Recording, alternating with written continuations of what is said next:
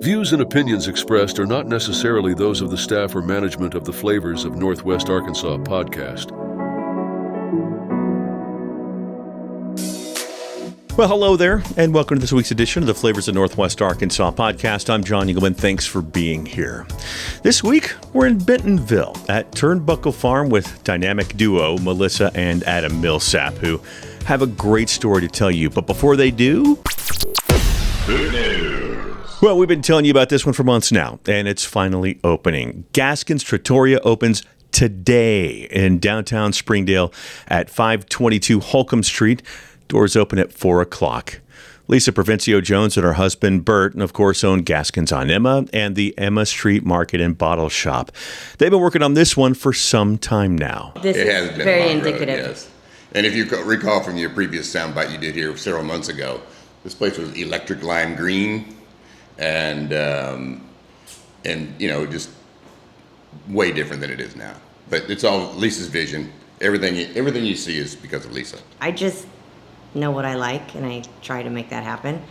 But as far as tomorrow, yeah, terrified and excited all at the same time. Never would ever think you could have those feelings like I do right now, but I do. And it's like we've done it for the first time. It finally brings Italian food to downtown Springdale.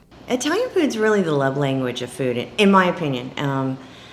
We're not doing fancy Italian, so we're doing just kind of what you would expect when you think of lasagna or bolognese or meatballs. I know there are some really beautiful, fancier Italian places to go to for sure, like Vetro and... Mezzaluna. Yes. But us, we're just like... Just comfort food. Yeah. Down-home comfort food. Yeah. And so with that in mind, then it was like, fits perfectly because we're a neighborhood eatery. So... it all just made sense. Side note, that tiramisu that I posted yesterday on our social media, a few of you guessed it right. It was from Gaskins Trattoria, and it was as good as it looked, if not better. Well, we had some big news Friday as it came out that 4 Northwest Arkansas restaurants would be on Guy Fieri's diners, drive-ins, and dives coming up in August. The 4 will be on 2 different episodes. The first episode will be August 7th at 8 p.m. Central, and they'll profile Mezzaluna Pastaria of Bentonville and Sidewalk Vietnamese street food in Rogers. The episode will start with a restaurant in Tampa, and then it'll switch to Mezzaluna and Sidewalk. Then, Bentonville's Blue Fish House and Fresh Fish Marketplace and Toot Beirut of Rogers will air 2 weeks later on August 21st at 8 o'clock.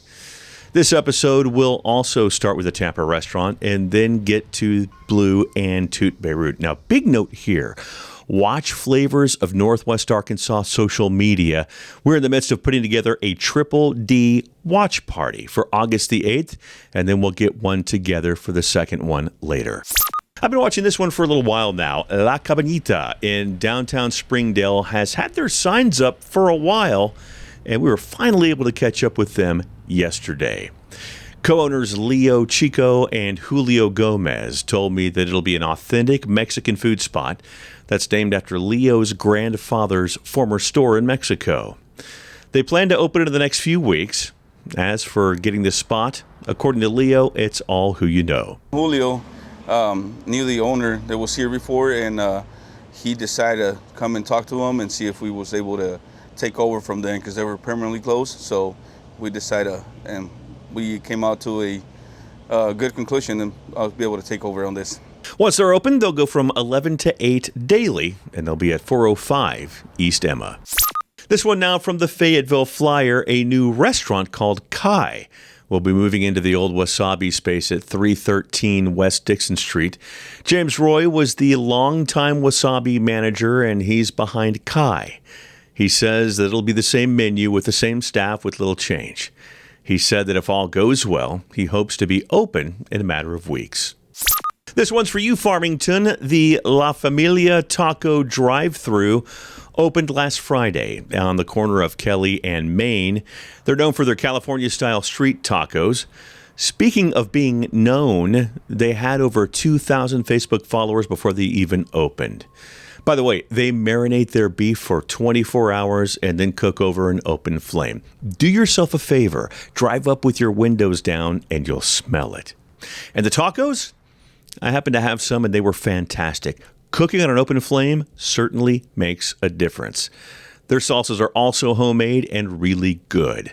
They've already sold out a few times, so if you're going, drive through early. Hey, it looks like Siloam Springs is finally getting some Indian food.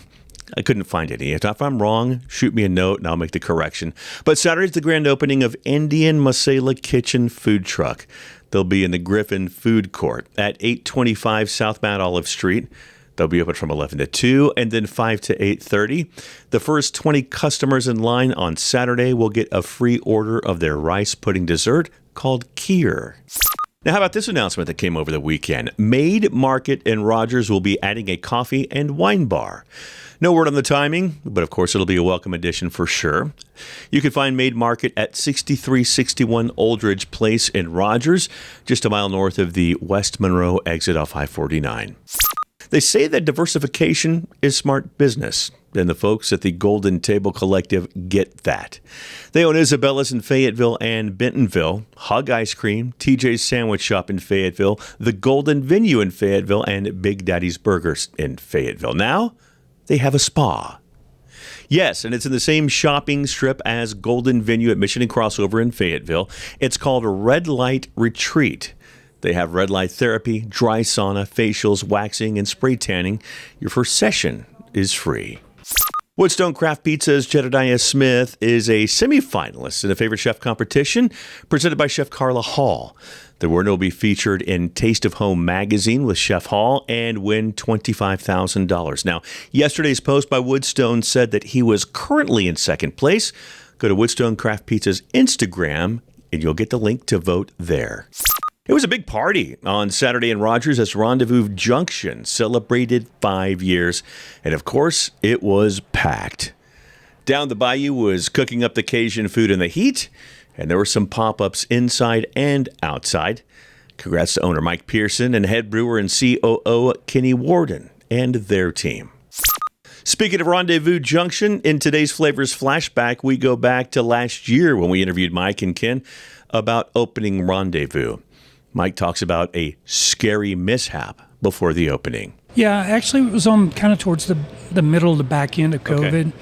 I guess probably the huge hurdle was I had a UTV accident and had some health issues from that. No. Okay. I had broken my back and I flew to, or was metaflighted to Washington Regional, and they were going to fix my back, and in the process of doing that, I threw a pulmonary embolism and died, coded.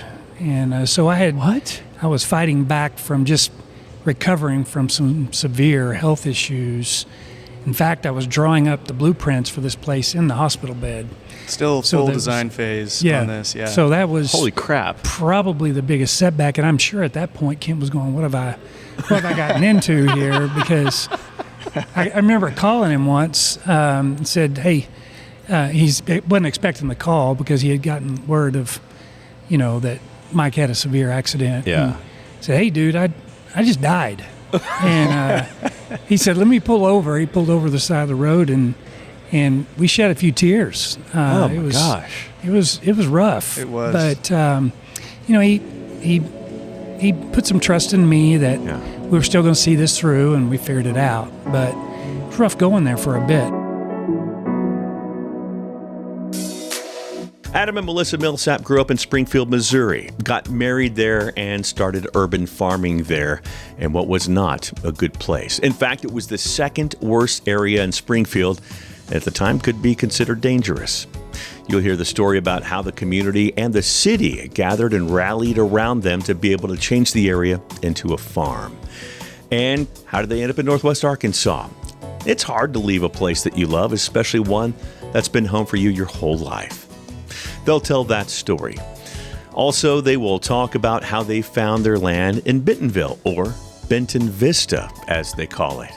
And on the food side, we'll hear what they're growing, and also, they have a chef-driven food truck on site, and it's popular.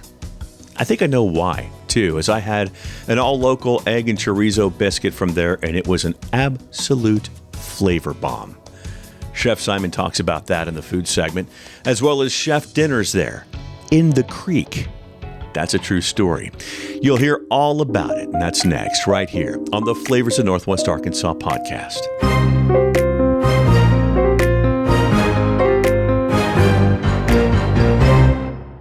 Hey, you feel that? That is the sound of relief after a scorching couple of weeks. Cooler air is finally rolling in later this week, and you know what that means. It's time to get out the golf clubs. Time to get the boat back on the water. Lake life is calling, and it's calling loud. But before you head out for a weekend on the dock or a Saturday in the back nine, swing by Macadoodles in Pineville or Guess Who in Bentonville and stock up on your favorite beverages. Hosting a backyard gathering? Throwing together a last-minute dinner party? Well, picking the right wine or spirit makes all the difference. We all know that. And that's where they come in. From open to close, both locations pour complimentary red and white wine samples so you can taste before you buy. Looking to save some money without sacrificing quality? Check out their private label wines and spirits. Same great taste, better price. So as the temps drop and the good times heat up, Macadoodles in Pineville and Guess Who in Bentonville. Your stop before the lake, before the green, before the good stuff. Stock up, head out, and enjoy the cooler days. Teachers are dynamic leaders, shaping a new generation. Innovating to prepare students for our fast-changing world.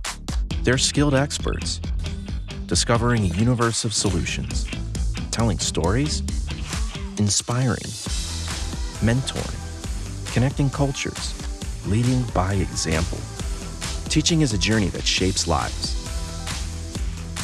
Are you ready to begin? Explore teaching at teach.org.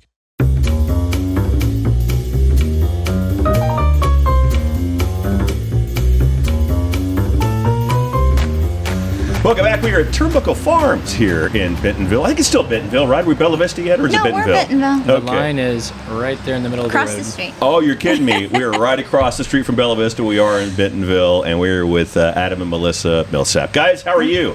Wonderful. It's a beautiful morning. It's a stunning morning. It is. I mean, it'd been 100 degrees almost a few days ago, and here we are, and we're like mid-70s. Yeah. It's perfect. It feels great. like It's fall. good. Oh, and hi, Tommy. we got a new guest here. You said Tommy? Yep, Hi, yep. Tommy. I'm going to close my water here. Yeah, you better. Hey, you're going to get a quick petting here. And everybody's going to want to know if she's pregnant. She's not. No, she's well fed. Okay, a well-fed cat joining us. Well, thanks for this, first off. I know you guys are super busy. The farm, I see people walking around everywhere, and you guys got an operation going here. This is great. Yeah. Yeah, more and more all the time. Seems to be. Well, we'll get into it. I want to kick it off, though. Where are you guys originally from? Yeah, Springfield, Missouri. Yeah, Okay, we both both of you. grew up in Springfield, Missouri. Okay. And yeah, that was where we got started in all this as well. So you guys didn't stray too far from home. You kind of kept a couple hours away. Yeah. Rubber band effect, you know.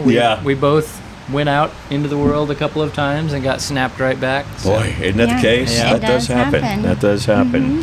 So how did you two meet? And I'm going to wait till Adam takes a sip of water to ask. That's like the second time I've done that already. How did you guys meet?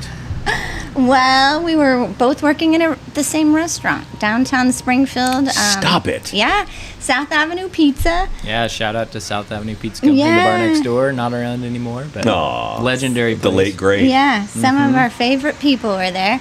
But yeah, I was a waitress and he was working in the kitchen as a cook. I was working at a waitress at a cocktail bar. Sorry. No, it's good. I'm gonna have to cut that out. It's real, right? he was also a bouncer at another bar down the street that had good music all the time. Nice. So I was always like, I get to get in for free. Big guy like me. Yeah, man. Yeah. It's all about disposition. It is. You got to put up the front. Yeah. And when it comes to having to get in and stop something, you're you like, just have to make them believe it. Right. You know? It's a mental game. That's right. It's the whole thing. So, professional backgrounds for you guys. Tell me about that. Yeah, you go. All right. So we both have a little bit of college. Yep. Neither of us finished college. Yeah. We met and married fairly young. We were 23 and 24. Nice. Right? And really quick, too. Yeah. We met and got married within 4 months. Yeah. And we were both kind of just on that snapback from going out into the world. And So we started a landscaping company. Wow. When we first got married. Yeah. And did that for 4 years. Gosh, that's tough work. Something like that. It was breaking our bodies for sure. Yeah. It was a big part of the decision to stop doing that work. I was actually going to school for landscape design and decided I don't need a degree for this. I get it. Yeah. And then I spent a couple years as a welder in a big stainless steel manufacturing plant. And loved the work there, but didn't love the environment there. It's kind of a prison mentality as far as how things were managed and how the hierarchy worked, and I wasn't into that at all. Shout out to them. Right? Exactly. For sure. I do think things are a lot better there these days. Yeah. But, it's a different world now, probably. Yeah, and then I got laid off there, and that was at the very beginning of the recession. And Melissa and I had been thinking about how to proceed with life at that point for a while, and we've been talking a lot about, we both wanted to be involved with our kids' lives. And we were just toting our daughter around to the landscape jobs was not easy. Right. Oh gosh, yeah. But yeah, neither of us wanted to miss out on that. Yeah. And so we started looking for jobs where we could work together and have our kids with us through that process. Yeah. There was a big blighted piece of property next door to our home in Springfield, and we started thinking about what we could do there, and that led us down this path. So define blighted, if you will, just so people can know what actually was there. Sure. Yeah. So West Central neighborhood at that time in Springfield was kind of a forgotten space. And not for the people who lived there. It wasn't forgotten for them. But I think Melissa and I, growing up in Springfield, were not aware of that type of poverty in Springfield before we found that house and lived in that house. We had a 1907 Victorian there that we had purchased. We paid $22,000 for it, and we always say that we overpaid for it. And we were in the process of remodeling that house in those early years. There was about 1.5 acres next to us, and at some point it had another house on it and 20 or so apartments on it. And all but 8 of those apartments had burned to the ground, I think about 6 or 7 years before that at that point. Good gosh. And then they had raised the house that was there as well at the street. And so it was just a large open space that nobody was really caring for. The landlord was a really good guy, but he had a lot going on, and I think it was easy for him to overlook that place. And the people who lived there were what you would expect in that scenario. You know, everything from really kind folks who were in a bad situation to folks that were doing their best to take advantage of people in bad situations. And so that led to prostitution activities, the drug manufacturer. And so we were also starting a family. And so as we started looking around the neighborhood and saying, okay, the neighborhood is not up and coming as fast as we thought it would be. How do we take an active role in that? We kind of singled that space out as a real focus point and something that enabled some of the stuff that was happening in the neighborhood that was not favorable. Considered a few things for that space. Started talking to the landlord a little bit. He had been nice enough to let us garden on the front of that property for a while. So you already had something going there a little bit. We did, just kind of a big garden. And we started talking to him about buying the place, and he's, I can just imagine kind of chuckling to himself, like, who do these kids think they are? Got a couple suckers here. Yeah, exactly. And I mean, we're living in a house with no siding on it, and I think no front porch at that point in time. We'd ripped the front porch off. And so, of course, he's like, yeah, you guys, where are you going to get the money to buy this place from me? But he did like the idea. And so we talked to him for a little while, and timing was good. we had some friends who came along and said, we want to make this happen with you guys. Okay. We got laughed out of a couple of banks, you know. Happens. Yeah. Yeah. And especially if you start talking about turning it into a farm, the banks are like, Adios. Yeah. Have you guys seen the back of our front door? Let me show it to you. Exactly, let me show you this. I promise we can do this. Yeah. Don't call us, we'll call you. Yeah. But yeah, we had some friends who were in a position to help out, and they said, we want this to happen. We think it's important, and we'll give you a peer-to-peer loan to make it happen. And that's how we purchased the property, and we went from there. So important to mention to folks right now, this is right in the middle of the city. Yeah, absolutely. About a mile from the square in Springfield. Yeah. And from MSU campus. Yep. So it's really in town. And like I said, it's about an acre and a half. It was also the neighborhood dumping site. So, the backfield there, which is about a quarter of an acre, was grown up with thick brush around its perimeter. It would get brush hogged a couple times a year. It took us about 8 months just to clean the land. Well, that's what I was going to ask. How long did it take you guys to clean it off and just make it to where you could A, see it, but B, start thinking about tilling it up or however, right? Yeah. Right. It took a good 8 months of cleaning and clearing to even see what was possible. And then, of course, technically it was illegal to do what we wanted to do, true. so there was that problem as well. Yeah, we were details. We were well into negotiating for the property before we thought to ask the city and say, by the way, can we build a farm in the middle of the city? I think this part is a great story. Please continue with that and that process, because I read about this. Yeah. I was, sucked in. I'm like, oh gosh. Please. Yeah. It was definitely a moment in time. And we basically started doing the research and found that we couldn't do what we were planning to do, which was just to grow food. We weren't talking livestock or anything like that. At the time. Even farmers markets were technically illegal at the time. Yeah, they were. So crazy. Yeah. It was crazy. And I think when we started drawing those kind of omissions to the attention of city staff, they were like, oh, wow, this is problematic. Yeah.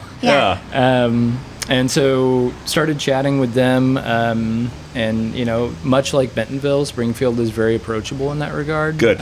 Real people in offices who care about the city and what's happening. That's important. Yeah. It really is. And that it's not everywhere. It is it's not. Yeah. It's not. We had been doing a lot of research in like Kansas City, St. Louis, other areas within the state that clearly had really great urban farms that we were visiting and learning from. Sure. And I mean, they had been working with their city government for like 5 and 6 years at the time just to be able to do what they were doing. Kansas City actually we had a good friend up there who was just in the trenches trying to make it happen and getting a hard fight over it. So yeah. Well, that's kind of how it happened for you guys. It wasn't the easiest fight. Tell me about that. Yeah. So we started talking with city staff. They basically said you can't have a farm in the city here, but we really like the idea. Yeah. And so they said this is kind of the process that it's going to take to make that happen. And Melissa did a lot of the legwork that was necessary for that. Had to collect, what was it, 5,500 signatures a lot of signatures. Good gosh. All over, yeah. And then once that petition was in place and enacted, the city basically started a task force. They kind of did research on how other cities were dealing with urban farming. And did you feel like people in the city were kind of slowly getting on your side for this? Without a doubt. Okay. And I think they were largely on our side from the start. But the messaging and shout out to Daniel Neal. Yeah. Daniel Neal was junior planner at that time. I think he runs the place now. I hope so. He probably runs the place now. He should. But yeah, it was a really calm, just like, I love this. I really want this to happen. Yeah. Here's the direction we're going to have to take to make that happen. And of course, that wasn't the case in every regard. Yeah. Right. We would have loved it for people to be able to have a cow in the middle of the city. Sure, sure. We quickly learned which buttons to push. Yeah, exactly. Fair. But also we understood why we don't want cows in the middle of the city. Of course. And so, we worked on that for about 2 years. Or so. And, the first year it was like every other week meeting with city staff and talking through the implications and the needs of a farmer, what really had to happen. And it actually could have gone a lot faster, but in one of the meetings, we were discussing our property and our dreams and our hopes and what we want and what we would need in order to make it happen. Sure. And then I said something about, but I think you're going to see this all over the city. And they were like, oh, we're not just talking about your property. And I'm like, no, I think we're talking citywide. That's like, a good point. Is, I had forgotten about that. Yeah. Because originally we started looking for a variance. Yeah. And the variance, would have been fairly simple. It's similar to here. You would have just had to submit your plans and go to the planning commission, and they would have said yay or nay, and case then by city case. council Yeah. approved. But we were probably a couple months in at that point when they said, well, it seems like maybe we should be focused on a policy change to zoning rather than a variance. And so then that work continued for the next year or so. And in that meeting, we walked out and we're standing in front of the building, and I looked at Adam and I was like, this is the first time we feel like adults. Here we are being grown-ups. Here we are. Like, we're actually going to maybe make a little bit of a difference. Love it. Yeah. That's so good. Yeah. So it was a long time, but it was beautiful. And we went to city council a number of times, and I mean, the town showed up, people had stories, you know, and dreams of their own in the city. Great group of people participated in crafting the policy. That's great. And really took their time to sit down and think it through from the eyes of citizens and from farmers. Yeah. Well, tell me about that green light and getting to go ahead. And I mean, was it a party? I mean, tell me. It was definitely a party. And it was... Eventually went to city council, approved unanimously, which is rare in the city council scenario. So our mayor at the time was awesome. very, very supportive of it. Yeah, and very much understood the chain of events and growing food and having a good local food supply. The mayor at the time was actually a guy who had made his way in the world as a food trucker. So he owned a company that did refrigerated trucking, and so he had a very solid grasp on what happens if trucks stop rolling for any reason. And he actually said in a meeting, in a city council meeting at one point, y'all need to understand that if trucks stop rolling tomorrow, there's no food on the shelves 3 days later. 100%. So, chain of events. Yeah. Absolutely. But it was also a really wonderful way to start the love story of us and our relationship with the community. Yeah. Because through all of that, I think we gained CSA members, we gained future customers, we gained a lot of volunteers that wanted to help us make it happen, and then lots of teachers came forward, and that was the spur of the nonprofit, because we were very determined of the farm itself being a for-profit farm. Yeah.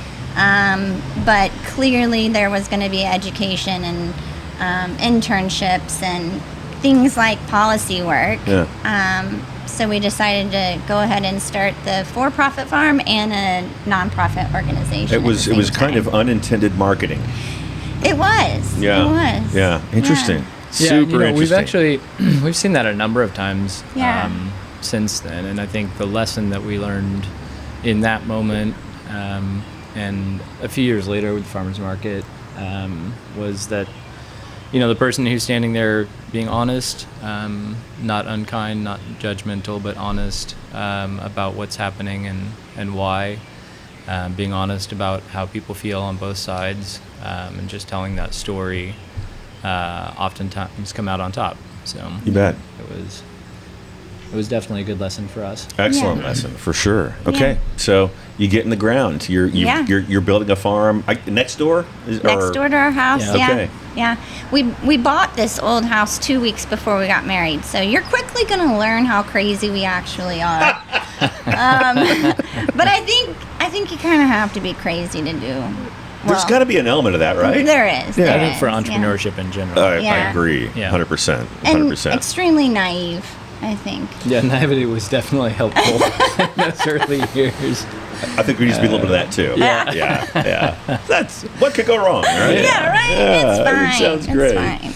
Well, you guys are digging in the ground. You're putting things together. What was the what did you plan? What did you start off with? I mean, I'm really kind of interested as to what you finally get to the point. You get to what it is that you wanted to do. Now you're putting it into the ground. Yeah. What was that like, and what was it?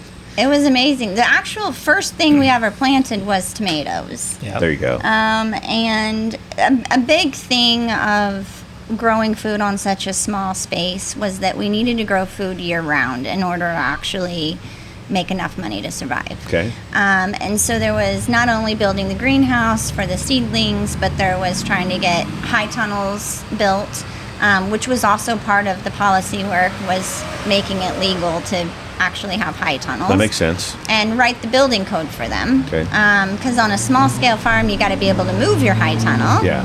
And so Adam is just got this beautiful engineer mind of naturally. So he was able to handle all of that. And so he's building things as I'm running around trying to plant things, which is kind of the story of our life, creating the environment and living in it. One of my favorite moments in that whole whole journey was we're sitting in an office with a couple of planners with the city and city engineers there, and we're talking through the high tunnels, and one of the guys says, these look like giant kites. He's like, how do you keep these things attached to the ground? And we talked that through and all of that. And he says, and what about snow load? How does this thing stand up? Right. What happens when this thing gets 2 feet of snow on top of it?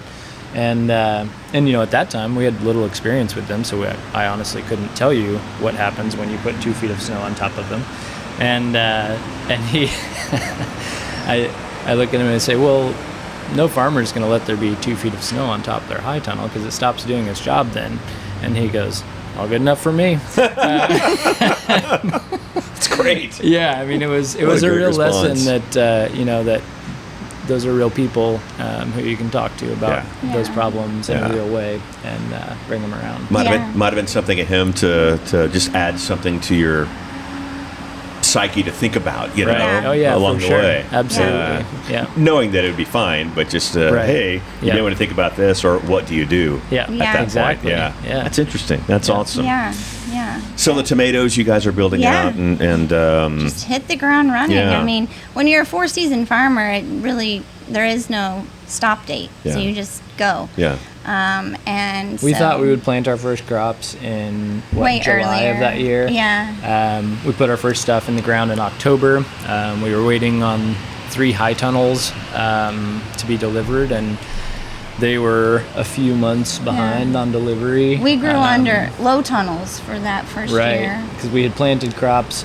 We've always used mobile high tunnels, so they're on wheels. They roll up and down the field, and so you plant outside. For instance, a fall crop, you'd plant it, and then when the tunnel is, in our case, constructed, you would roll the tunnel over the crop. Yeah.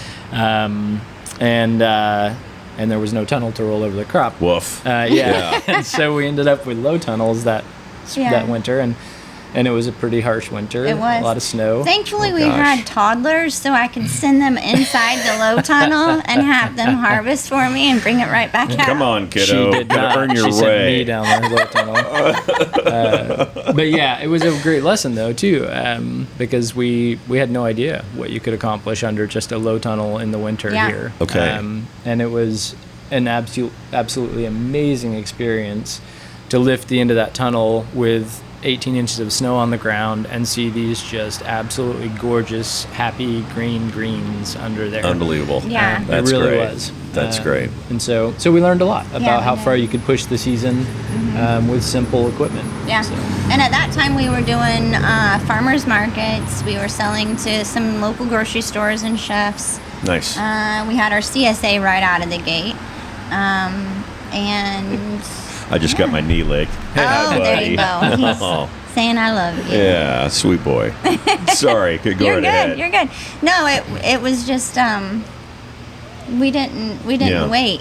We just went for it. You got going, and that's a great thing, especially with, and I know more about chefs than grocery stores or whatever, but if you bring a quality product, they're like, yes, let's go. Yeah. And unless they already have it, of course. Right. But when you're in a situation where you're that close to restaurants, I would assume, in the middle of the city, I would think that would probably play into it a little bit too. You know, it was a tough sell early on. Was it really? With restaurants? Yeah, I think, this was 17, 18 years ago now. 09.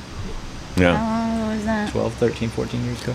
And so, we, in Springfield at that time, chefs had the idea of farm to table. Okay.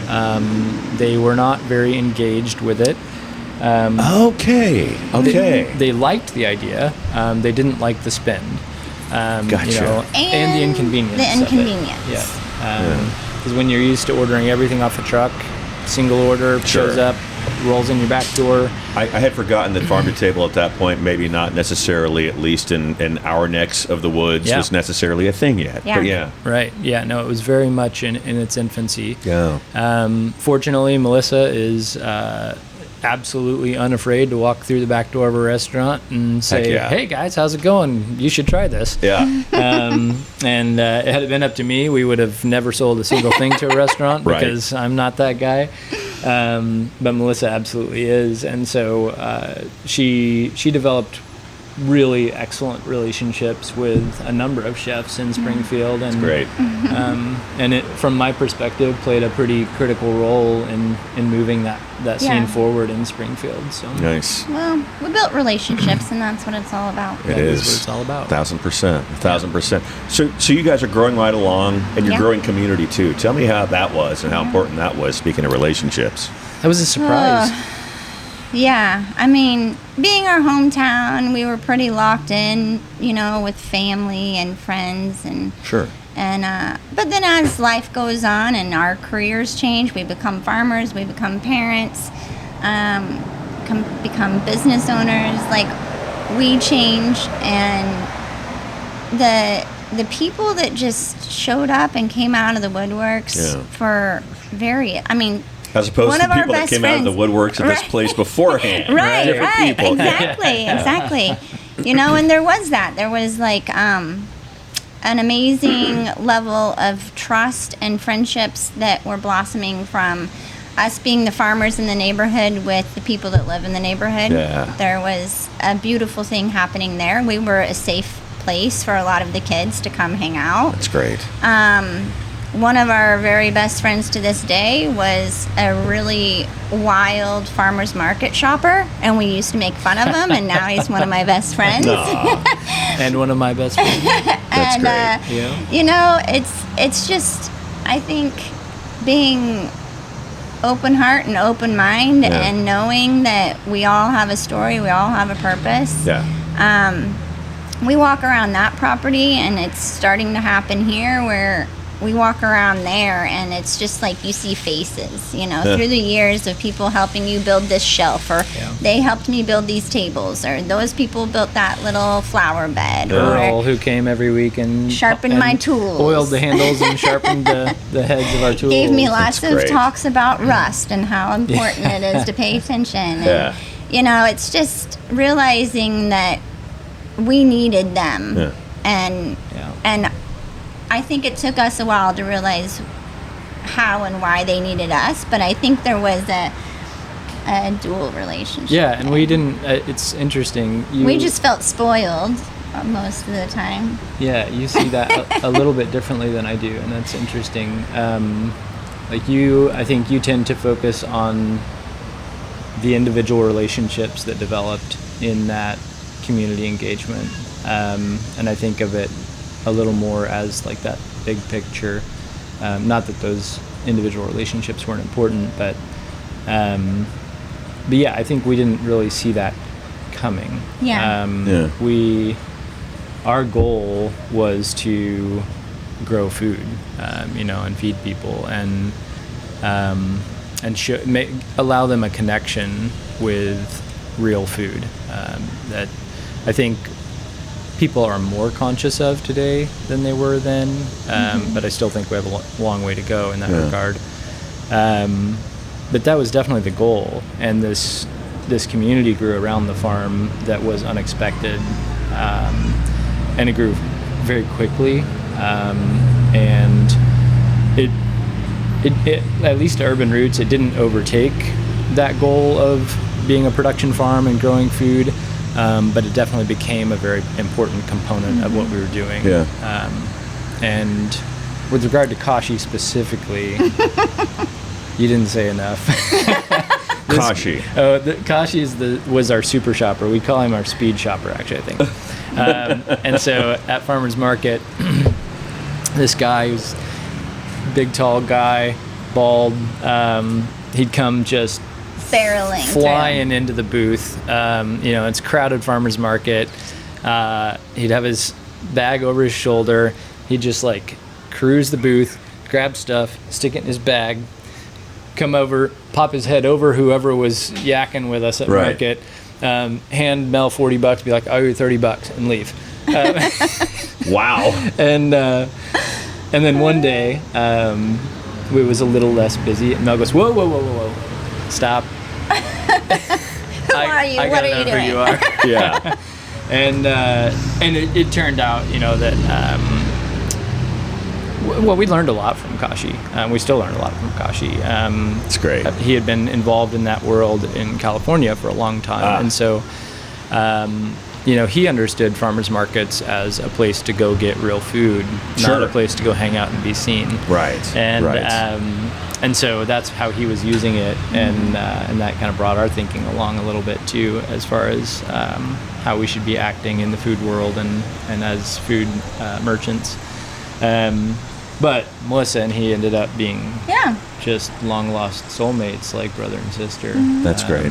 And so it and was that awesome. happened with a lot of people in that town, and it's happening here too. I mean, it's just, I think food is a common language, and being outside is something we all need and we all do at some point, and so there's just this like inner part of us. So, but growing food in the city is just, there's also the whole unavoidable agriculture thing. I mean, when your mailman brings you a box of chickens, or, he's like, "What's going on here?" And then when Domino's is flying by one day and pop it in reverse, and they're like, "What is this place?" And so, it's just part of and it.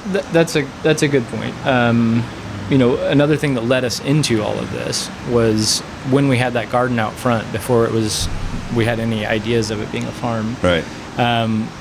We were starting to have that engagement with the very local community, the folks in that neighborhood, and adults and children alike, who were coming by and saying, "Oh, wow, is that how a cucumber grows?" Or, "Oh, wow, tomatoes grow on a vine." They literally just didn't know. Yeah. They'd never had that engagement. And both of us grew up gardening. Melissa's dad was an avid gardener. And my mom and dad were both avid gardeners, and then both of our grandparents as well. And so we had that experience, and that was just woven into the fabric of our lives. Sure. So to understand suddenly that there was a large group of people who just didn't have that experience and that awareness really shook us up and caused us to think about the importance of that and the importance of that understanding. Interesting. Well, you guys, how many years were you actively at Urban Roots? That farm was from 2009 when we actually started farming. The policy work was before that. And then we closed the farm in the fall of 23. Okay. Although we moved here in 2018. We did. So we had managers who were operating it in those years in between. Yeah. So 2018, Northwest Arkansas. What happened there? Or do you still ask yourself that? So, at that point, we had lived in the house that we had remodeled there, right, for 16 years. We'd raised both of our kids in that house. And had you come to us at any point in that time and said, will you ever move away? Will you ever live somewhere else? We would have said, impossible. No. There's no way. Yeah. In 2018, I had been working at Mother's Brewing for a couple of years. I'm a builder. I'm a systems creator. And so once something is built and operating, I tend to get less interested. Oh, I see. Yeah, I got you. ANSY's a good way to put it. He needs a project at all times. I do. And so whereas Melissa is much more about the day-to-day and the operating of that thing. And so I'd been off the farm for a couple of years at that point. Melissa was also getting a little bit antsy. She'd been at this for a while now. We were looking at starting a cafe, actually. We were looking at a building and meeting with the city. It was just down the street from our farm, across the street from Mother's. So we were looking for, like, how can we expand a little bit, but keep what we're doing. And then we had a farm manager who was amazing. Alyssa was an incredible worker, super smart, and really diligent. Had been with us for a long time. Yeah, had been working with us on and off for 6 years, I think, at that point. And she was ready for the next step as well. Yeah. And so all of those things were working in the background. Yeah. I was getting bored at Mother's. And so out of the blue, we get this phone call from Matt O'Reilly and Jessica Pearson, who was working with Matt at that time. And he said, hey, we want to talk to you guys about something. And we'd worked a good bit with Matt at that point. He had built Farmers Park, which houses the kind of premier farmers market in Springfield these days. And we worked with him through that process and in the establishment of that market. And he calls us up. We go meet with him, and he says, hey, I've got this thing going in Northwest Arkansas that I'm getting ready to build. And it has a farm component, and I want to see what you guys are up to. How familiar were you guys with Northwest Arkansas at that point? Not super. I had been down here with some other consulting things here and there, but not super familiar. Yeah. That was in 18. We love Arkansas. We float the buffalo a lot at that time. Adam grew up floating the buffalo. I've always told people that I was raised in Springfield, but I grew up in Arkansas. There you go. Yeah. We really, my family, we spent a lot of our weekends down here. Yeah. So not super familiar, but so it was crazy. They basically laid this thing out to us in this meeting, and we literally walked out the front doors of the office, looked at each other, and said, "We're doing this, right?" And that was October of 2018, and we had relocated by December of 2018. Wow. Shout out to Matt too. Even Red Barn didn't end up being our thing, but we are tremendously grateful to that guy for getting us down here. So and the project itself was super fun. It was awesome. Yeah. And we met amazing people, here, and even working with the city of Bentonville for that project was great. We very quickly learned that Bentonville is very similar in that regard as far as engagement with the people who are pulling the levers and turning the cogs. It took us a while though to actually want to call it home. I think it didn't take us so long to want to call it home, but for it to feel natural to call it home. It took a while. So at that point, are you looking for this spot? Are you looking for Turnbuckle, or not quite? Not quite yet. Okay, so you're back in Springfield at that point? No, we moved down here in 18. Started working on Red Barn. Yeah. Designed and built that farm out. Yeah. And then in 2020, it was summer of 2020 when we did that for 2 years? Yeah. About 2 years. during COVID, Oh gosh. we had been done at Red Barn, and we were trying to decide what we're going to do now. Yeah. At that point, we had decided we wanted to stay in Northwest Arkansas. Okay. We still had the farm going in Springfield, and we're managing that from afar. Our kids were going to Thaden. Our kids were which loving it here. They absolutely loved. So That plays into it for sure. Yeah, without doubt. And they had freedom here that they just would never have had where we were living in Springfield. Yeah. It was a lifestyle we could not have had in West Central. Yeah, we went from not really letting them out of our sight to sending them off on their bikes and saying, okay, we'll see you in a few hours. To 1980s, basically. Really? It was wild. I grew up in the middle of the city of Dallas and be gone all day on my bike during the summer. Yeah. Come back home at night. Yeah, and that was, I think, something we didn't realize we really wanted and we actually needed for our kids until it was put in front of us. Right. And then we were like, okay, then we're faced with this decision to completely make this our home, and then what does that look like? You know, what are those changes and choices that we're going to have to make? And I just am extremely thankful that everything fell into place like it did, and we're here because I love this place. Yeah. Well, how did you? Let's go ahead and fast forward. Okay. Turnbuckle. Yeah. How did you find it? How was it the spot? Yeah. So a roundabout way. Yeah. So when we left Red Barn, and you all did go to Michigan for a quick right minute. around that time. Yeah. We'd met Aaron Rodgers along the way. Aaron has Rock Solid Trail Contracting. Not the quarterback in the NFL, the former Green Bay Packer. Which I didn't even know was a thing until I met Aaron of Rock Solid. Okay. But yeah, Aaron, he's kind of, his roots are in Michigan and Wisconsin. Yeah. And his trail building roots are very much in Copper Harbor, Michigan. And Aaron's a nut. He has a million ideas an hour, and he comes up and he says, hey, what do you guys think about going up to Michigan and looking at a farming project? And we're like, well, man, that's 1,000 miles away. That's crazy. Yeah.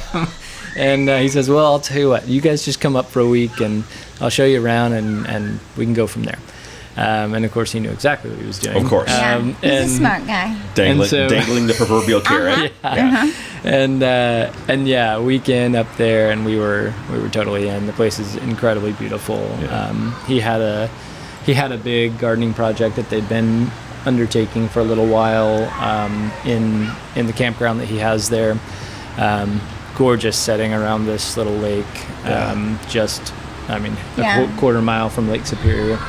Oh wow. They were wanting to make it more of a production farm because there just isn't food being grown up there. There wasn't. There's a lot There's more now. Yeah. That's great. Yeah, a lot more farms now. But yeah, we got up there and we said, yeah, we're in. What does this look like? And so we partnered with him on building that farm. And we spent 3 summers up there.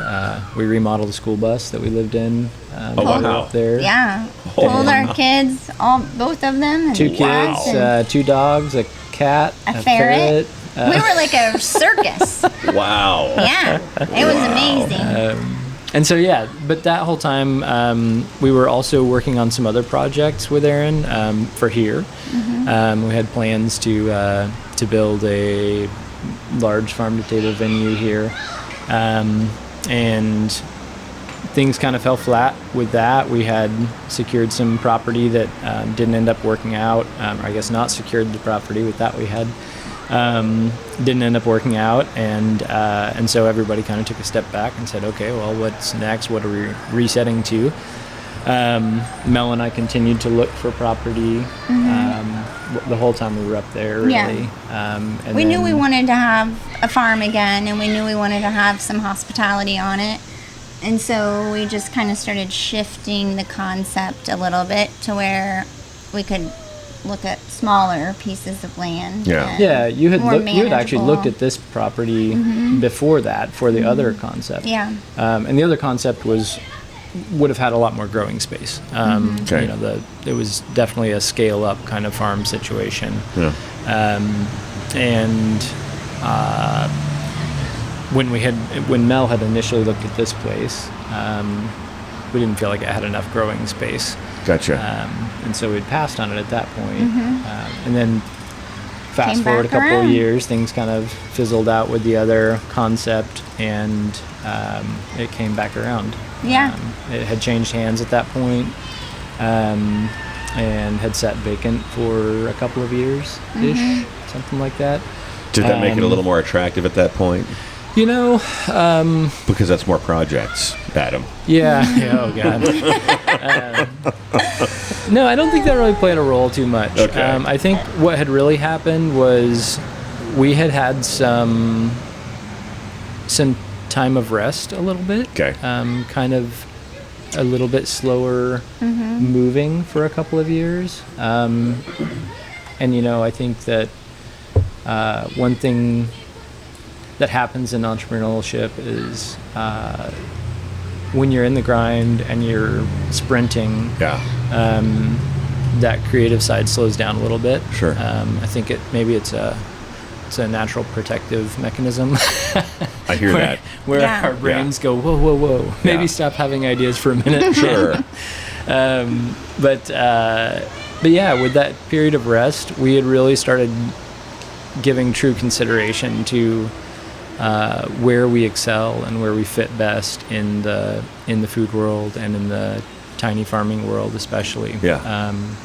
And you know, we talked earlier about kind of that unexpected development of community that happened around farm. Sure. And we had witnessed that 2 more times by then. You know, we'd seen it at Red Barn. It was incredible to see how people were drawn to that. You know, people who had nothing to do with gardening or farming at any point in their lives, folks who you just wouldn't have expected necessarily to really be interested in engaging with that. Sure. We're all about it. Yeah. And I so think we'd seen that was the twice. big thing. Yeah. After seeing it a couple times, you're like, whoa, there's something to this. Yeah. And then even in Copper Harbor, which is a pretty insular community, to really get in. They're very welcoming, but there's They're protective up there. there's a wall there between being welcomed and being really truly welcome. in. Yeah. And seeing that there as well, and how Gotcha. the farm served Yeah. as a key to that. You know, people were immediately supportive and welcoming of that concept. So tell me about locking in here. Yeah. And thinking, okay, this is it. Yeah. Now that was a celebration. That was a major celebration. We worked for a while to lock down this piece You know, of it's property. tough to get property, especially like this in Northwest Arkansas. Sure. And I would think even tougher now. we are not deep pocketed by any means. We don't have a lot of resources in that regard, and so we looked for a long time for that reason. Had a lot of swing and misses for that reason, and we talked for a long time about leasing space versus purchasing space. Yeah. And it's just really hard for a farmer to commit to leasing land. Sure. And fortunately, you put so much into it that your resources and your time, and to think of walking away from that was not okay. Yeah, it's same with restaurateurs, as you guys know. Yeah. And that's a hard thing, and I've seen it recently. Yeah. Yeah. And it's just heartbreaking. And so we were like, we want this place, but we're going to have to buy this place if we're going to do it. Right. You know, and we walked everybody we knew on this land, basically not begging them to talk us out of it, but giving them every opportunity to talk us out of it. Right. And nobody did. Nobody even tried to talk us out of buying this place. no, pretty much all of them said, "Get it now." Get it, do it. And so we did. And Now being the key word. If you Yeah. can do it, you do it now. Yeah. Yes. So we leveraged everything we could possibly find to make this happen. For you guys. and did it, and we're still here. So yeah, that's fair. And by the way, for those that don't know, we're right next to the very busy McNally Farms Road. Yes. Just a side note, we're just 2 blocks off of 71, so there is a bit of traffic that you can hear. Yeah, so it's still urban farming. It is, as Urban Roots was. So yeah. It's kind of for an urban farmer, this is a dream. Yeah. Because we have good soil, we have woods, we have a creek, we have people, we have traffic, we have access. Like, it is, I could not ask for a better place. It's a hard combo to find. Yeah, it is hard. And an old house. I love old houses. Mm-hmm. We could not be more grateful to be here. Yeah. Well, I'll tell you what, let's talk about food and what this place offers, because it is grown out, and I know there are more plans coming. Sound good? Yeah. We got that. We got the Mike Engelman Home Pro Tip of the Week, and that's coming up next right here on the Flavors of Northwest Arkansas. Let me show you something. Connect with us at Flavors of Northwest Arkansas on Facebook and Instagram, or by email at flavorsofnwa@gmail.com.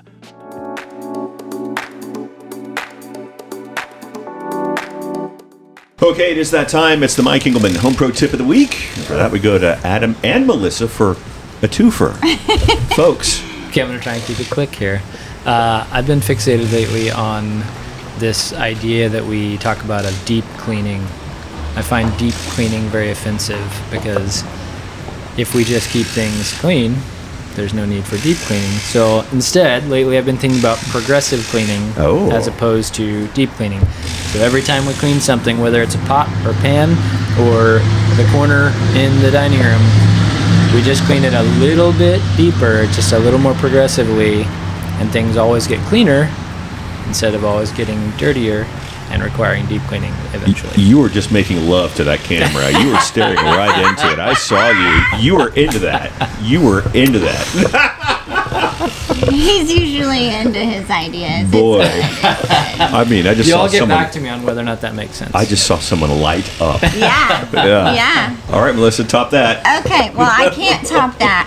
But my pro tip of the week is not necessarily, it will save you time. Okay. My father-in-law would always say, because we've always been business owners and parents, kids running around us. We love that. That's what we want. But you start to feel a little guilty sometimes because you're working so much. Even when you come home from work, you got work to do, right? Yeah. And so he would always say, okay, Mel, it's 50 minutes of work, 10 minutes of focused play. Just keep doing that, because then the kids are engaged, whether it's what you're doing and they're doing it with you. But just every hour, take that 10 minutes and just focus with them. Okay, you're going to have to play with your kids after this podcast. Yeah, you're going to have to, aren't you? Yeah, absolutely. Awesome job, guys. Yeah. We'll be right back. If you're new to Northwest Arkansas or just want to love where you live a little bit more, you should know Maria from The Good Life NWA. She's a local realtor who specializes in helping people find not just a house, but the community where they truly thrive. You can also find her on Instagram. It's at The Good Life NWA, where she shares daily tips on exploring the region, making new friends, and her popular Thursday weekend event picks for anyone looking for inspiration. It's Maria at The Good Life NWA. Your story doesn't have to end. As an organ donor, the good in you can live on. In fact, you can save up to 8 lives through organ donation. Sign up to give the gift of life after you're gone. You'll be happy you did. Just maybe, someone else will too. Sign up online today as an organ, eye, and tissue donor at organdonor.gov. It saves lives.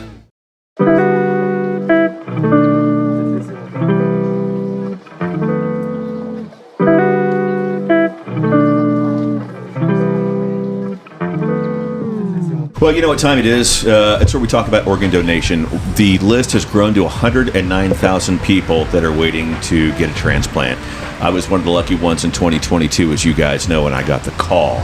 That list has grown. It was 108,000 just a month ago. I believe it was in the 90,000s when I got my transplant in 2022.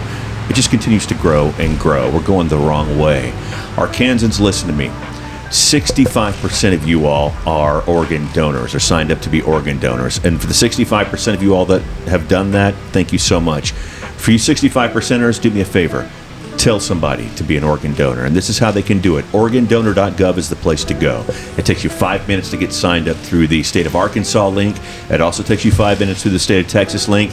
I think it's probably very similar in the other states as well. Super important to get signed up. Do not take them with you. You can also do it through the health app on the iPhone. That's another way to get signed up. Super quick. If you want to do it old school, do it like I did way back in the day. Go to the DMV and or Department of Finance if you're in Arkansas and tell them when you're renewing your license that you want to be a donor. It's that simple. Organdonor.gov is the place to go. As always, thanks so much. And we're back. Adam, Melissa, and Chef Simon. Chef, welcome. How are you? I'm good, sir. How are you? Good. Welcome to the podcast. Thank this you. is where we talk food, and we thought, why not have the gentleman that has been serving breakfast over there to the people that have been driving up join us. So thank you for taking a break. I appreciate that. Thank you. Thank you. He's excited about it all. Well, let's go high level here. For people that don't know, tell me about what CSAs are. Okay, so CSA is a horrible acronym. Okay. It stands for Community Supported Agriculture. Okay. In my mind, there's many ways to support agriculture. Just Sure. shopping at the farm is one of those ways. Yeah. But CSAs are special because people basically pay up front, and it gives the farmers the opportunity to have the money to buy the seed, pay for the water, pay for the labor, Yeah. and then give you food. So Yeah. we basically pay you back with food. Nothing wrong with that. Yeah. It's a good way of doing it. And you guys currently do CSAs? We do. How do people inquire about CSAs? Right now, you can jump on our website and take a look at it. We've done CSAs since we've been farming and set them up in many different ways. Yeah. This one's a little unique. I do it in 12-week increments. Okay. So that way I can catch those folks that are actually gardeners and they don't need it this time of year, but maybe they needed it in the spring and they need it in the fall. Yeah. Or the winter. So they can jump on there and sign up and send me information, send me questions. We're happy to talk about it and get them looped in. And so, sorry, go ahead. Yeah, so, really, we mentioned earlier that our focus changed a little bit over time, which is what allowed us to look at this property differently. But what we were really leaning into there was just that what we do best in the small farming world and in the food world is make connections for people. Sure. And that's critical. CSA is an effort to do that, right? CSA is an effort to allow people to know their farmers. And when you know your farmer, you know your food. That is just the long and the short of it. Let that big truck get by here. Louder!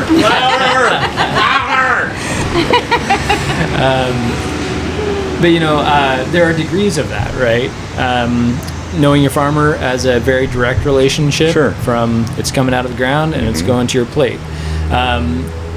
Chefs play a very important role in that as well. You bet. We are now 2 degrees removed, right? Farmer to chef to consumer. Yeah. The average piece of food that meets your mouth in this country travels 1,500 miles before it meets your mouth. So, a lot of the things we're going to talk about here, a lot of the things we have talked about here, they are all efforts to reduce that distance, both physically and geographically, and also mentally. Yeah. So allowing people really to have that direct relationship so they understand more about their food. Yeah. Great. That's great. For those that are wanting to do CSAs, tell them about, I guess, what you have growing now and what's coming. All right, so right now we have so much food. Yeah. I mean, this is your season. This is the main season. Yeah. You've got your lettuces that are coming back in. We've got arugula. We've got tomatoes. We buy all of the fruit from other places, but unfortunately, blackberries and peaches just ended. But we do still have a few in the farm stand. And cucumbers, eggplant, peppers. Those are really popping right now. Oh boy, I've got them in my side yard. Yeah. I've got a little just like 9 by 13 garden. I mean, that sounds like a 9 by 13 dish. No, but it's like it's what I mean. Yeah, I know what you mean. Okay, good. You can grow a lot of food in that. You can. I grow a lot of weeds, but yeah, a lot of food too. That too. A lot of peppers, a lot of weeds. Sorry, go ahead. No, you're good. Yeah, we've got, I mean, your herbs, everything is ready right now. Yeah. This is the time where all of the flavors are available. Yeah, that's great. Yeah. Awesome. You mentioned too that we're buying stuff in from other farms. Yeah. That's been an awesome part of that mental shift for us, from just being fully focused on a production farm to being that connector, because we also now get to buy a ton of produce in from our friend farms. People that we've known for years. We know their growing practices, we know their farms, and now we get to support them in a financial way. I think you told me that last year in $96,000 we paid out to other farmers just out of the farm stand. Wow. So that's awesome. So yeah, when you go shop here, you're having a real impact on local farms, not just this one, but other local farms. And what a beautiful progression. Yeah. Farm stand. Tell me about that. Oh my goodness, the farm stand's adorable. I love it. We started a farm stand back in 2012 at Urban Roots because we were looking for a way to have another outlet and maybe get a Saturday back with the kids. Sure. And it flew. It was such a success at Urban Roots and allowed us to stop having to go to farmers market on Saturdays. Nice. And then basically, why didn't we want to go to farmers market on Saturday anymore? Because we wanted to hang out with our kids. Yeah, and it's just a huge commitment for farmers. Yeah, I mean, it's a lot it's of work. a very long day, and it's fickle. Super fickle. Yeah, sometimes you walk out of there with a couple grand in your pocket, and sometimes you walk out of there with $80 in your pocket. Well, here's a really big one. That's the biggest one so far. Yeah. So there has never been a better natural setting for talking about urban farming than this podcast with that right there. Right? That's 100%. So what was it? 2 Saturdays ago, it was a rain out. Yeah. Yeah, exactly. And but your stuff's people harvested. came here. That's though. right. Your stuff is in the coolers. Yeah. And you're also paying to be there. Right. You can't put it back in the cooler. Right. You can't put it back in the ground. Right. It's once it's harvested, it's a done deal. Yeah. And not all farmers can have a farm stand. Right, because they don't. We've been in the city the whole time. That it's worked for us, but it doesn't work for everyone else. Yeah. And so that's been a really cool thing, because then those folks that have stuff that they've harvested and they need to unload, it's like, let us know what you have, because we'll buy it. We'll put it in the farm stand. That's so great. That's so great. Yeah. Also so great is what else you guys have going here. And if you look behind, if you're able to see the camera, I don't know if you're able to tell or not, but there's a food truck back there. Yeah. It's operational. The Silver Bullet for breakfast and lunch, and joining us now is Chef Simon. Yeah. He operates the beast that is the Silver Bullet. Sir, how are you? I'm good, sir. How are you? Good, man. Thanks for hopping in. I appreciate it. Thank you again for letting me jump on this podcast. I'm excited. No, it's great. So tell me about the advent of that and where it is now between the three of you. Yeah. I mean, it was an accident.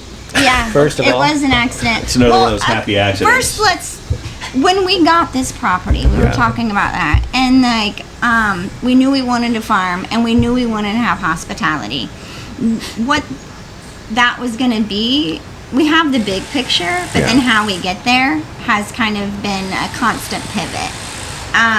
The food truck is one of those pivots. And we'd been talking to Simon for years before this thing happened. We actually met at Red Barn. Oh, nice. Yeah. So Simon is one of a handful of chefs who have a true deep understanding of the importance of using real food and paying attention to where your food's coming from. Great. Yeah. And while we know how to grow food, we aren't chefs. So, and we have such a beautiful idea of this place, and in order for it to work, we're going to have to lean on our community and the people around us to help make it happen. And that's where this guy comes in. So, for instance, coming from Scotland, Scotland is the size and population of North Carolina. Okay. So it's like almost 6 million people, not big land space, but we have one of the best larders in the world, from seafood to produce. So using real food and teaching people about real food is like been deep in my heart since I was a kid. Like my granddad grew his own tomatoes and strawberries and raspberries, and he used them for himself. You know what I mean? So coming from that to move to America, to where what do you mean a tomato has to come from California all the way to Arkansas? Yep. and it's not even ripe when you get it. So imagine what it's like when it's picked. It has no flavor, full of water, and the most important thing is there's no nutritional value in that product one bit. You bet. Meeting Mel and Adam, I met Mel and Adam pretty much the first week I moved to Arkansas to open Blake Street. Oh, okay. And our mission at Blake Street was very much the same mission as y'all's at Red Barn. And we met and we became like instant best friends after that. And if it wasn't for these two guys, they pulled me out of retirement from being a chef. And coming here, what we do here is, I mean, this is a chef's playground. Yeah. Like, we meet, we discuss what we're going to grow, what we're going to do, all different dinners. I love the whole nothing sounds crazy enough to do. That's great. And this is what I love. Yeah. Me, and as Mel says, and I'm says as well, it's the community. What I love to do here is not only teach people about food, but what real food is. And it's not, and it doesn't have to be super crazy expensive, but it does also. There was the big cliche back in the day of farm to table. Sure. We can proudly say that we are farm to truck. Yeah, it's great. Because if we want anything, and we do it, if I need basil and hasn't been harvested, I go out with the clippers and I clip the basil. Yeah. And it goes washed and it goes right in the food truck. Yeah. So it's from ground to truck in less than 10 minutes. Yeah. And people taste that difference. Yeah. 100%. And we've known that for a long time, but we get to witness it on a daily basis now. We'll have folks who are expecting good things and their expectations are exceeded. Yep. They take a couple bites of that sandwich and they go, "This is the best sandwich I've ever had." Yeah. I mean, we literally hear that on a daily basis. Exactly. And it's because this guy's making his own mayonnaise and his own mayonnaise. We bake the bread. Exactly. We even bake our own bread on the farm for sandwiches. So when people come like, "Whoa," I say, yes, everything was made right here. I love it. When we first met to talk about this amazing project, the number one thing that Adam brought and Mel brought to me as well is like, guys, we have to be organic. And there's a lot of places around here that are around the country that say we're organic. I can proudly say that we're 98% organic, and obviously our goal is to be 100. Yeah. And we relay that to people. We even tell people that we don't even use seed oils on the truck. All of our oils are organic. Even our salt's organic. Our black pepper is organic. It's down as little as that to prove that we are doing a good job to not only feed people, but to also give nutrition and to show them that you don't have to buy a tomato that came from 1,500 miles away. You can buy a tomato right here that went from the hothouse 10 footsteps to the farm stand. You brought something up about salt. I still don't understand how you go shopping for salt and there's an expiration date on it. It's 250 million years old. What am I missing? It's always the pink Himalayan sea salt. It's like, I bought this salt and I've only got 2 weeks left on it. That's right. That's exactly it. That's it. Never made sense to me. You're salting your pasta water with pink Himalayan salt. That's it. That's right. That's exactly it. But no, to use everything that's on the farm, but to use everything that's in the community as well. We love, as Adam and Mel says, we love to showcase what amazing community we have here in Northwest Arkansas and South Missouri as well. Yeah. And when we tell people, for instance, like the sandwiches, like we'll buy a salami from Butcher's Larder. At Brightwater. Oh, yeah. But they tell them the story behind it. Yeah. That the hog was raised by Bainsley Farms in Harrison. It went from Bainsley's to Brightwater. The students prepared it under the great eye of Travis. It goes to the shop. We buy it here. It's never left the state. Yeah. It's amazing. Yeah, for sure. Outstanding. The traceability is a big thing. 100%. A huge thing. So, what do you have in the food truck now? I know it's seasonal, but what do you have now? Seasonal. So just now, like we've got breakfast rolling. Proud to use our eggs from across the creek farm. Yeah. Down in West Fork. Our bacon gets made by Travis at Brightwater again. Yeah. So breakfast biscuits. We love our biscuit program here at the farm. You have a biscuit program. We have a biscuit program. We have our eggs. We've been on a biscuit journey. Oh yes. The journey of the biscuit. Oh. So we have our eggs and biscuit offerings. So you can just buy like an eggs and biscuit, eggs cooked your way. But there's so many different add-ons that you can add. You can add chorizo verde, local mushrooms, the locally smoked bacon. Local greens that grow right here on the farm. Nice. My grand's jams recipe. Yeah. Made with, like just now we've got peach jam on. Nice. The peaches came from A&A in Berryville. So it's like jam and biscuits. So that's our big thing just now. Yeah. And then I want to throw in there too that we're talking about where our food comes from, how our food's grown, what you're putting in your body. The other thing that is very important to us is to be fully transparent about those things. Sure. So, if there's something we can't get organically, we're going to tell you that so that you know. Yeah. Because, some of these goals are aspirational. It's like Simon says, we're 98% organic. Yeah. There's that 2% that has proven too difficult to this point. We can't get it yet. Yeah. But we're working on it. And so if you want to know, ask. And that's the other piece of knowing your farmer, right? Sure. Knowing where your food comes from. You mentioned traceability, which is a challenge when your food is coming from 1,000 miles away. You bet. When your food is coming from, 20 miles away and it has passed two hands to get to you. A little easier. It's a lot easier. Yeah. You get to have that conversation and have a true understanding. Sure. I've been asked a lot lately if our arugula is safe. So.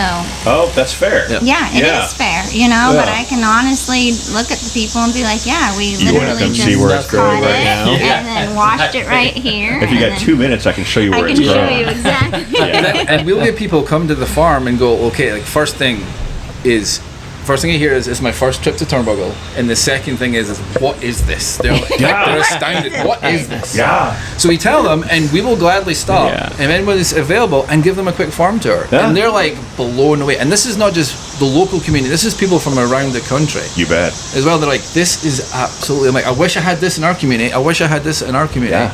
Yeah. And it's I get it. It's amazing. Yeah. It really is. But as Mel says, yes, our arugula and all our lettuce and cabbages here are 100% safe. That's great. That's great. Hey, by the way, lunch too? Yeah. Lunch too. So we always have we always have two sandwiches on. So a meat and a veg sandwich made on our amazing organic baguettes. Nice. And then we do a seasonal bowl, a seasonal salad, and then one of our favorites, which everyone finds funny, is our soup of yesterday. Yep. Because yesterday's soup always tastes better. Mm-hmm. Because that's time to sit. It's kind of like rice. Mm-hmm. Yeah. For stir fry. Yeah. Absolutely. So give me your hours of when that baby's pumping. So the food truck is open Tuesday through Saturday, 8 to 3. Okay. And then Sunday, 9 to 3. Saturday and Sunday, we run breakfast all day. We start sandwiches at 11. But Saturday is a special, very, very special day. Because Mr. Adam gets up at 4 o'clock in the morning and makes vegan cinnamon rolls. And these things are to die for. I get up at 4 and I make Mel's famous cinnamon rolls. His eyes lit up again. His eyes lit up again. He's making love to that camera. But these cinnamon rolls they are special. They are very special. And they're alpha-gal friendly as well. Yep. So. That's good. A lot of our stuff is actually alpha-gal friendly. Or safe, I should say. That's a big note nowadays. Yeah. It really is. That's but also, why is it alpha-gal friendly? Because I have alpha-gal. Oh, okay. Good to know. Good to know. And I want to be able to eat the food we're making. Yeah. Yep. I get it. And I love challenges. I love different challenges. Finding something that somebody, like an old traditional dish. Yeah, an old traditional dish, but finding out how to make it either vegan, alpha-gal friendly, with the products that we've got to use. Got ya. Well, we've got to talk about the pizza nights. Yeah. Yeah. Are you part of the pizza nights here? Mm-hmm. Oh, yeah. Okay. Well, tell me about it, because I understand it's quite popular. Yeah. So every other Thursday we have pizza nights here, back behind the barn. We've got a huge wood fire pizza oven. And this guy makes all of the toppings and prepares everything. Nice. I work on the dough, and this guy runs the fire. So, and then we have a wonderful staff that helps all of us in between. Team effort. So what you'll see is folks making pizzas out under the tents. We have live music. Yeah, passing them off to the fire. They go in the fire, and then we serve it all up buffet style. And a couple of hundred folks will show up. Yeah. That's great. They get their tickets beforehand on the website. And, buy it ahead of time, and then you have a picnic. And the last few weeks have been so hot, but I always email folks and say, bring your creek shoes. And so folks go down, go swimming, come right back up, listen to music, get their pizza. Wow. Yeah. It's a lovely That's awesome. Like a pizza picnic. Yeah, it's fun. It's fun. People, it's good to see families just get together, meet other people that they've never met before in the community, sit and enjoy pizza with them, have a laugh, make friendships, and we just have fun doing it. Yeah, kids are running all over the place. Sure. Awesome. And those are Thursday night. Thursday nights. Okay, great. Awesome. And how long do they go, I guess, into the fall maybe? Or? Until it's too cold. Until it's too cold. Until the snow hits the ground. I love that kind of planning. Until it's too cold. Awesome. Well, chef's dinners. Tell me about that. There you go. So the last one we did was kind of one of my daft ideas. Yeah. And I looked at the creek, and it was kind of an idea from an old friend a long time ago of, I wonder if you could do a dinner in a creek. And we were like, I proposed the idea. We have a creek. Yeah, we have a creek. We can do dinner in the creek. And now it's been all graded and it's all nice and flat that it won't get flooded. I was like, I wonder if we could do dinner in the creek. And both of y'all thought it was a great idea. Yeah. So I was like, let's do it. Let's do it. And it was all served family style. We were in the creek serving. It was great to see a community willing to just come in their swim shorts and their creek shoes and eat dinner, a 4-hour dinner in the creek. Yeah. And we had live music playing, and it was just a blast. So every different chef's dinner always has a different theme. Yeah. We may bring in a guest chef for them to have fun on the farm. But we have another one coming up soon. Yeah, we have a few planned for the fall, so that'll probably hit the website in the next few weeks. Okay. Fall's the best time, fall and spring, you know, when it's so hot, unless we're in the creek, it's kind of a pause moment for some of those dinners, but that season's coming around, and, chef dinners and farm to table dinners was kind of like our intro into that hospitality world, and where, we drank the Kool-Aid and we were like, oh my gosh, this is so fun, because we were suddenly, growing food all of the time, but never really getting to see people consume the food. Yeah. And so when we would do dinners on the farm, it was a moment where we worked really hard to create space, because it's a working farm. So you are creating a special environment. Sure. And then people are coming and they're enjoying it, and you get to see them enjoying everything you've done. Yeah. Very rewarding for a farmer. Very rewarding. And we would make, all of our staff would come, because it would just energize them, and so then we were like, okay, from here on out, this has got to be a bigger part of what we do. You know, and so I get it. It's grown into this concept, and this concept is still growing, and even though we are getting to see people eat the food that we're growing and buying locally on a daily basis, the events are really special, because again, we're creating that space, and he gets to get really creative with what he's going to make. We get to bring in other chefs. We get to it's a celebration. That's great. Who doesn't like to celebrate? It's also been, Simon mentioned the creek bank restoration there briefly, and it just keeps getting better and better. We're going to have the Greenway coming through here before too long. Well, and this is a beautiful, beautiful segue into what my next question is, and that is, what is next for you guys? Oh, okay. Cool. Yeah. Oof. Continued development of the space. So, How many of our ideas do we want to share? We've known from the what are we letting the cat out of the bag on here? We've known from the time that we were first looking at this property that the Greenway would be coming through here, and a lot of folks see the construction and they go, "Oh my gosh, are you guys getting paid for this? Are you guys okay?" And we're like, "Are you kidding? We won the lottery here." Yeah. The WCRC came in and did an incredible restoration of the creek, preceding the trail project. And Parks has been great to work with in getting the trail in.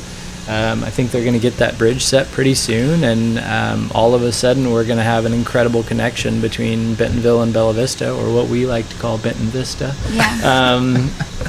So you need to print that shirt. Right? I know, right?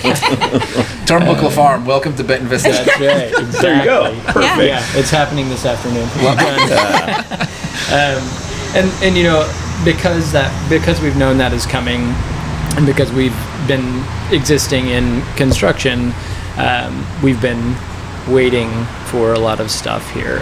We want that timing to be right, and we want things to be ready. But what you should be looking for is better venue, better space for everything from a company meeting to a wedding. Mm-hmm. Nice. More music. Yeah. Right? That's great. More food, and lots more dinners. Yep. And loading up the calendar is what it sounds like to me. Broader variety of beverages. Yes. Broader variety. We'll say. And maybe some overnight stays. Oh. Maybe some overnight stays. Interesting. So we have a lot coming. Well, it looks like I need to start. I need to quickly get on my Tonty Dale T-shirts as well from my area, so we can kind of get the whole thing going. Yeah. There's a lot of opportunity. There for is. that. That's right. That's a lot. That's great. Well, guys, this has been great. Thank you so much. Yeah, thank you. It's been wonderful. Thank you, sir. Tell me how folks can find you online and in person. Turnbuckle-farm.com is our website. Turnbuckle Farm on Instagram and Facebook. Yep. That's really the best way to keep up with what's going on. Yeah. You can also sign up for our email list. We always send out announcements on events, pizza nights, dinners, things like that. CSA. Yeah. And so... super important. Yeah. And actually, I would say probably that newsletter is the most consistent way to make sure you find out. Okay. The algorithms, it's so easy to miss stuff on Facebook and Instagram these days. But when we send that email out, you're sure to get it. So awesome. Yeah. And they can subscribe or they can sign our little guest list when they come shop here at the farm stand. Nice. And you guys, are you also on Instagram? Yep. Okay, great. Yep. Yeah. Yep. And Awesome. Facebook. Not TikTok yet, but never. No, but apparently we're number 1 on TikTok. or the Seminoles maybe. I don't know. But none of us have TikTok. But everyone say, "Oh, we saw you on TikTok. We saw you on TikTok. We saw you on TikTok." Really? I'm like, So I put my reels on TikTok, and that's it. Yeah. And each time I do it, I feel a little piece of my soul leaving my body. But Okay, it's so fine. we'll stay away from It's fine. No, I'm kidding. I'm totally kidding. But anyways, another way to get out there in a younger generation. You know all the stuff. Yeah, I get it. Also, if folks are just driving down McNally Road, make sure you look south for Turnbuckle and pull on in. Yeah, and there have been thousands of folks driving on McNally as we've been sitting here. So that's People great. do often call on their way here and say, "Now, where are you? Google's not taking me to the right place." So we are just east of 71, just north of 49, and if you're on McNally Road and you cross the creek, we're right there on the right. Yep. So. Yep. And if you're lucky, you can have dinner in it. You betcha. All right. For sure. Guys, thanks so much. This has been great. Thank you. Thank you. Appreciate it. You can find Flavors of Northwest Arkansas on Facebook, Instagram, and TikTok, of course. Appreciate you joining us. We'll see you next week. Have a great week. Tip your servers. We'll talk to you next week. Bye-bye.